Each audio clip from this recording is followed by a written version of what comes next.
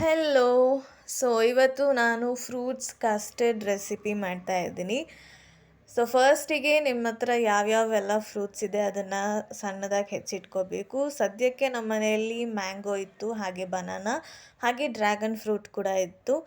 ಅದನ್ನೆಲ್ಲನೂ ಕೂಡ ನಾನು ಚೆನ್ನಾಗಿ ವಾಶ್ ಮಾಡಿ ಅದನ್ನು ಸಿಪ್ಪೆ ಎಲ್ಲ ತೆಗೆದು ಕಟ್ ಮಾಡಿ ಇಟ್ಕೊಂಡೆ.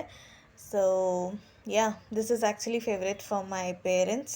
I am not much into fruits. I love vegetables actually. ಅದಾದಮೇಲೆ ಒಂದು ಕಪ್ಪಲ್ಲಿ ಒಂದು ಸ್ವಲ್ಪ ಹಾಲು ಹಾಕ್ಕೊಂಡು ಅದಕ್ಕೆ ಕಸ್ಟರ್ಡ್ ಪೌಡರ್ನ ಹಾಕ್ಕೊಂಡು ಚೆನ್ನಾಗಿ ಮಿಕ್ಸ್ ಮಾಡ್ಕೋಬೇಕು. ಅದಾದಮೇಲೆ ನಾನು ಹಾಲು ಕಾಸಕ್ಕೆ ಇಟ್ಕೊಂಡಿದ್ದೆ. ಅದು ಉಕ್ಕಿದ ತಕ್ಷಣವೇ ಒಂದು 3 ಸ್ಪೂನ್ಸ್ ಆಫ್ ನಾನು ಶುಗರ್ನ ಆ್ಯಡ್ ಮಾಡಿಕೊಂಡೆ.